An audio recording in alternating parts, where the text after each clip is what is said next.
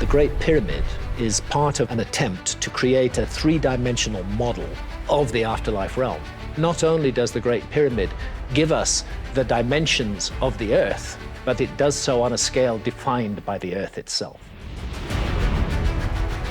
The weathering and erosion that I saw on the Sphinx was not compatible with Sahara desert hyper-arid conditions. They said this was absolutely impossible because there's no civilization when you go back to 5,000 to 7,000 BC that could construct the Sphinx.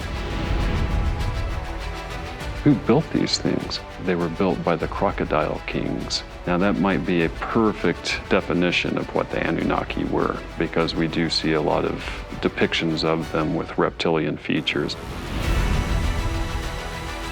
The reason we're here, according to many ancient wisdom traditions, is to restore consciousness to its original pure state. There are higher beings in this universe who are trying to help us do that by providing places on Earth to engage in the processes that help restore consciousness.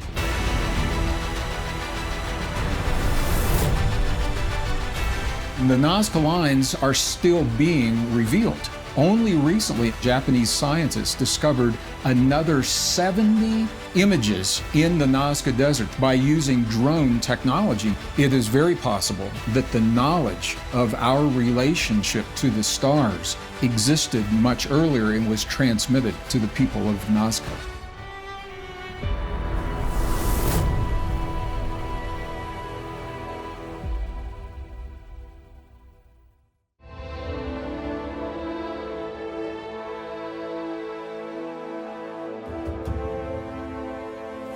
The Creator.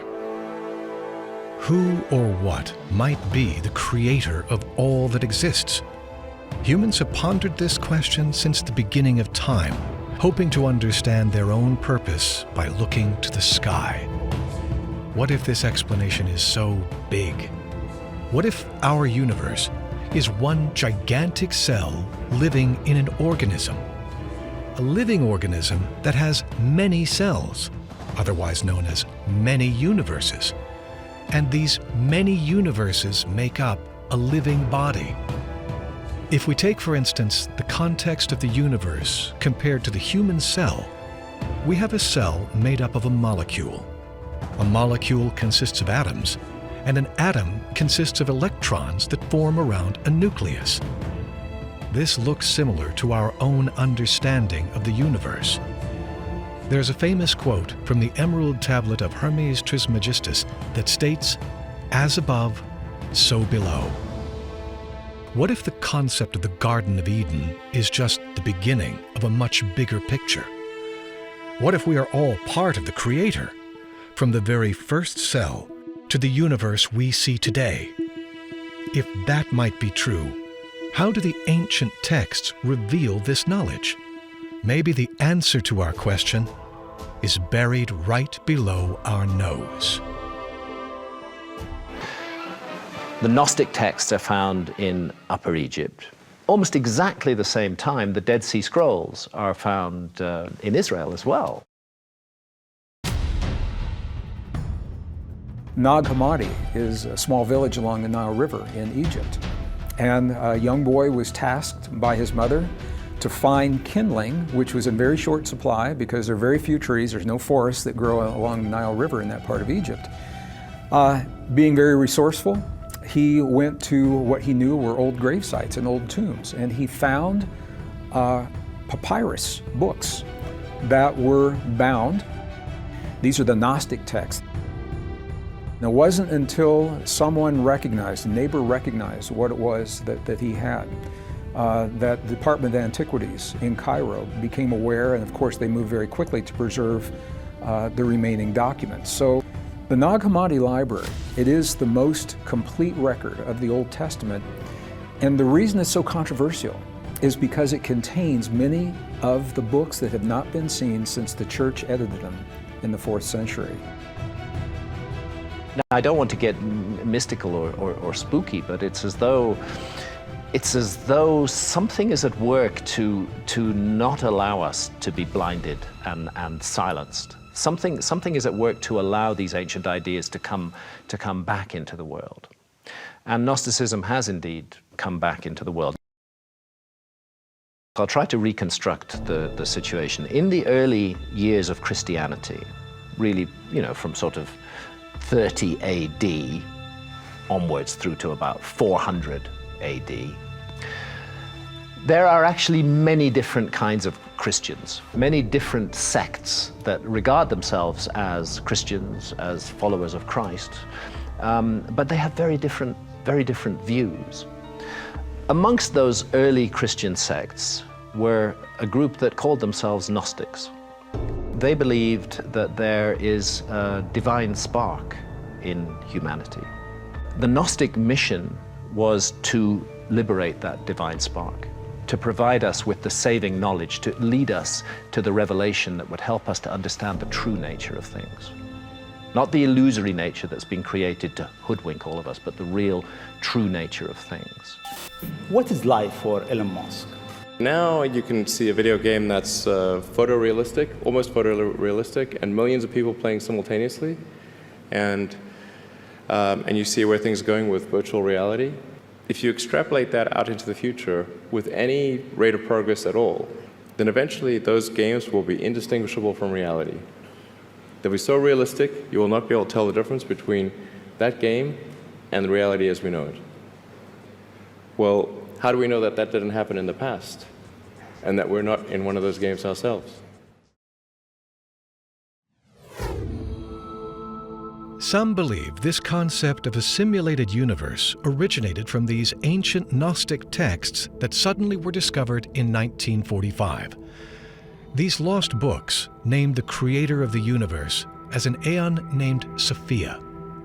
Sophia was considered to be a frequency, and her frequency would manifest into certain humans and the material realm. This myth of Sophia has challenged some to look at the universe differently than they have before. The manifestation of Sophia, the personification of Sophia, might be representative of fractal energy and the fact that fractal energy fills the gaps between the symmetries of the very small and the very large. And it's this energy that we're basically saying is controlling this ancient technology, that all of this ancient technology is based upon that same idea, that it goes on and on through every single ancient teaching, that this idea that there is this all-encompassing unified energetic field makes a lot of sense that would be equated to Sophia. Fractal energy has a very deep relationship to the golden mean ratio. And the golden mean ratio is present in human DNA. That's what our DNA is based off of. And it's through this fractal energy and the fact that the golden mean ratio basically keeps it in check and keeps it going in a certain direction that we're able to derive a lot of new technology even today. It's something that they're beginning to rediscover, something Nikola Tesla had come across in his work. But it's interesting that these ancient civilizations were recording information like this and doing it in such a way that a parable could back up actual scientific information. Could the ancient Gnostic texts be explaining not only the creator, but the frequency in which the creator exists through mathematics and quantum physics? This third dimension is what we consider to be a holographic reality. It's not just me saying this, it's a lot of scientists have come forward now, a lot of scientists involved in supersymmetry and quantum physics, quantum mechanics, stating that the nature of the reality of the universe itself appears to be holographic in nature. So what scientists did was they did an experiment called the double slit experiment, where they put two little tiny microscopic slits and they put photons on the back, and they shot these photons through these slits. But when they weren't looking, the photon created a wave pattern on the back wall of this experiment. So they said, why? How can this be? How can individual photons create a wave pattern? So they went back and put a looking device, a camera, to see how the photons were going through these slits to create a wave pattern. They wanted to know how that could be. But when they did that, when they looked, it created a digital pattern on the back wall. So all of a sudden, it was a wow moment. The actual prospect of looking, in other words, conscious intervention can change matter, can change the shape of the universe. So basically, it tells us that consciousness is really what is all that exists in the universe. The universe is pure consciousness. And what consciousness has actually done, it has actually recreated itself, or it actually split itself into pieces to experience itself subjectively. So consciousness wants to go out and it wants to create. And what it has done, it has gone out with these energies and it has created subjectively humans, planets, galaxies, so that it can experience itself from another perspective. And this is what we take from it from the quantum level in terms of these Sophia energies and some of these Gnostic energies. It appears that consciousness is the only thing that really exists and everything else seems to be an illusion. Nassim Harameyn's been doing some really interesting work which does tie in very much to the old view of the ancients and the Gnostics in that it explains how creation transpires. What he's talking about in more of a metaphysics or quantum level is how existence comes to be. It's cosmogony, so it's how the cosmos comes to form, which to the Gnostics was the flow of reality from eternity into nature and back. This flow is actually represented by the goddess Sophia. She is the flow of reality itself, coming out from the pre-existent state of spirit. But if this is true, why would this understanding of the universe and an aeon named Sophia be hidden beneath the sand for so long?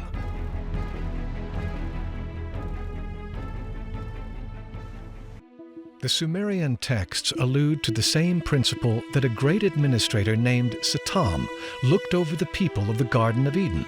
His name in the Sumerian text was the god Enlil, and his hopes were to enslave the human race. He then appears in the garden as Yahweh, the biblical god. The serpent in the garden, however, was another Sumerian god named Enki, whose desire was to free the human race through knowledge. How did this concept of good and evil get so flipped upside down? In 2003, we discovered a degeneration in the brain that seemed to be programmed due to a molecule called PP1. We don't know why. We cannot explain why. But at a certain point, humans have this incredible ability to forget. This molecule affects the brain, and it is a degeneration of memory. I think that there is a programmed blockage, which was performed on the human brain. What is interesting about great myths, whether it is for Native Americans or for Africans, very much as well, is that they have the ability to constantly recite those myths, their history, so as not to forget. Some people, the Hebrews as well probably, have managed to have this ability to pass on information across generations. Could there really be a molecule that blocks our true remembering of who we are? Was this a programmed manipulation of our genetic code? This might explain our constant search for where we as humans originated from and who or what might be God. The Garden of Eden to the Gnostics refers to the center principle from which all creation springs. So it's the pre-existent spirit of God, so to speak. So this is before time and space. So it's the circle whose center is everywhere and whose circumference is nowhere. So everything that exists in this world pre-exists within what the Gnostics refer to as the pleroma, which means fullness. It is hard to imagine where the pleroma could be located with our current point of view. Some say that it is linked to dimensions, but I think that inherently the idea of pleroma is more linked to frequency, another frequency. If we go back to our understanding of quantum physics and the creation of matter, could this frequency transcend into our physical universe today? And how do the Gnostic texts explain this? There's a pre-existent tension in the pleroma where the archetypal deities or archangels almost demand their expression or substantiation within the playing fields of creation itself. because they pre-exist in this state of light that they almost need to express these ideal forms that they represent. So what Sophia, the myth, kind of represents is the urge for them to create themselves. The goddess Sophia, the Aeon, Sophia, whose name, of course, means wisdom. And she enters a trance-like dream state. And in that dream state, she envisages a singularity, the anthropos, humanity. So she exits the pleroma and then falls into a state of deficiency. And in that state of deficiency, she splits. So there's a higher version of Sophia that remains in the pleroma, which is kind of like her celestial twin. And then the lower Sophia exits and becomes the physical universe, the cosmic, the soul of the world, which is deficient because now evil is introduced into that, or a deficiency or a corruption. As a result of that fall, tearing through the layers and levels of reality, is created the entity that the Gnostics call the Demiurge.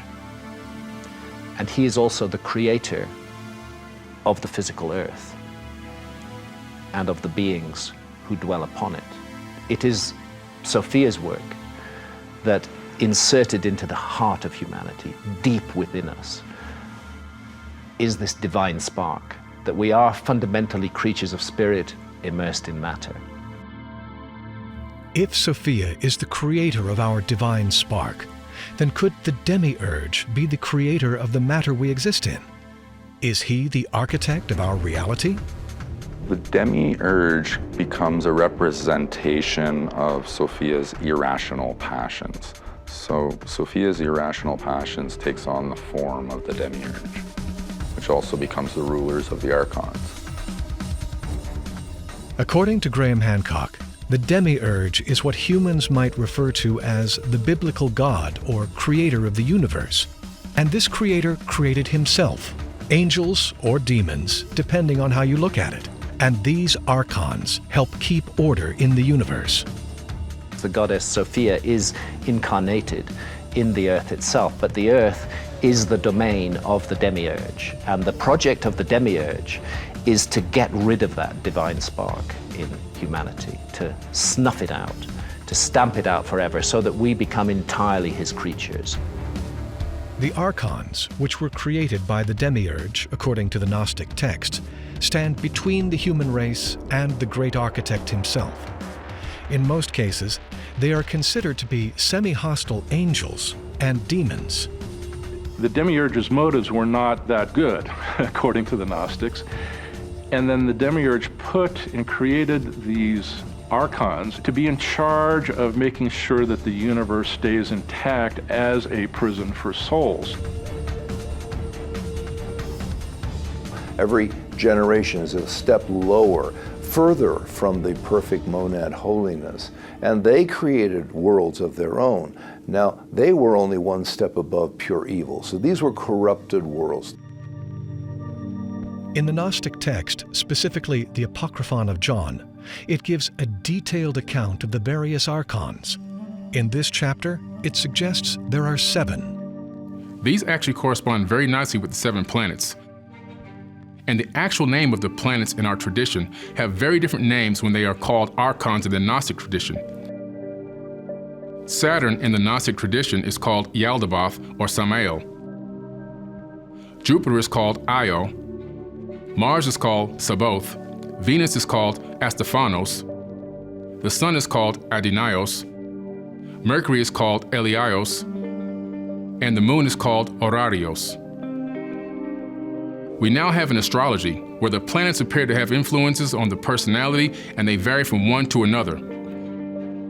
We have this opportunity to understand there is a ghost in the machine. Something is going on that takes the apparent mundane reality on the surface, veneer level, and you look past the veneer level and you see there is an organized plan in place.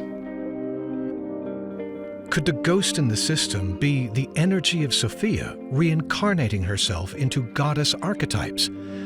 And could these concepts of the Demiurge and the Archons coincide with some of the motivations of the characters in the Sumerian text?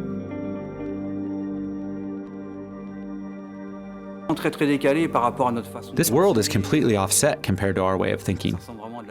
It really seems like science fiction.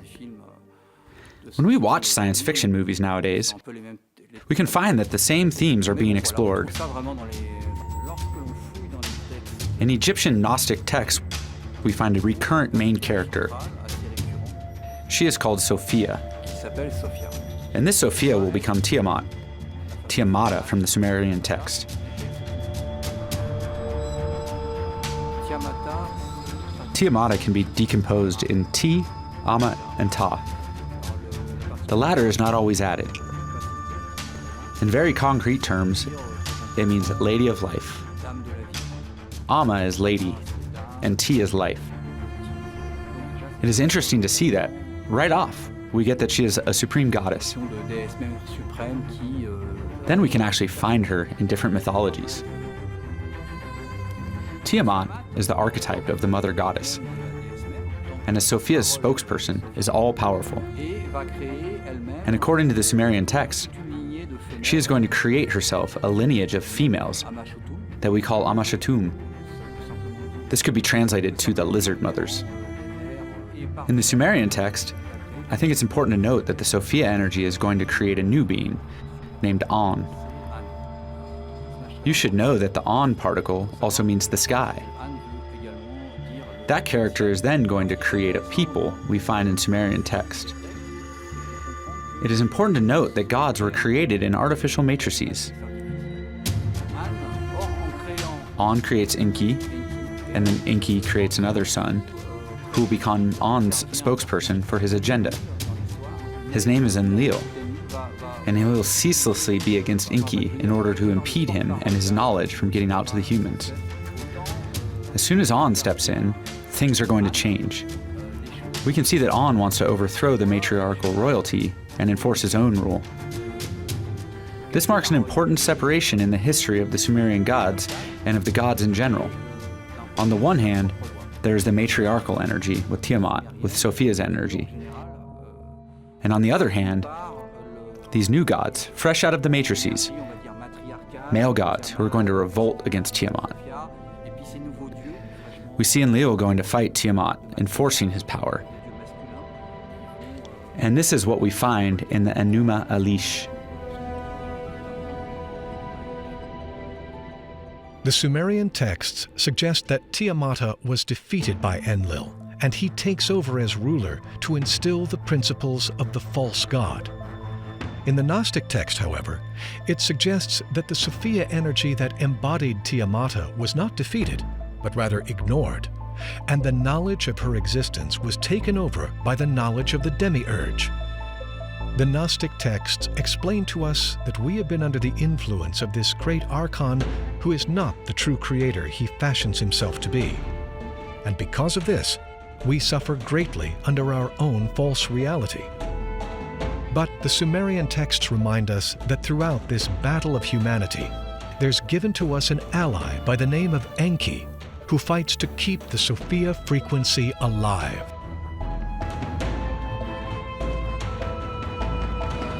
It is important to know that the so-called Gnostic texts, the ones from Nag Hammadi, were all excavated in Egypt.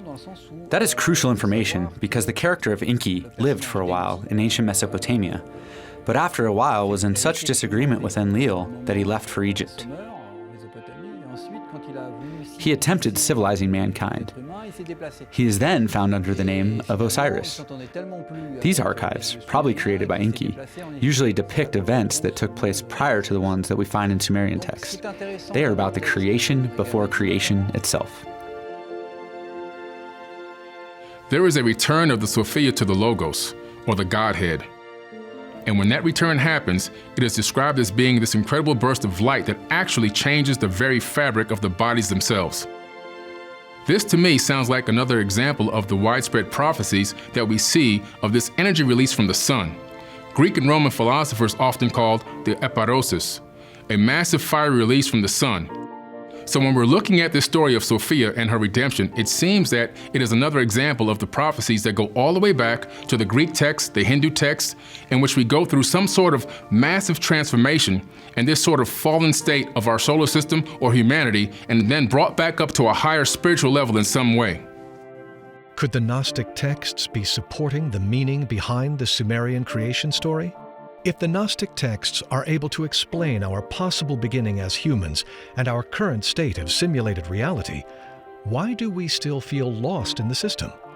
And will all this understanding of who we are and why we are here return?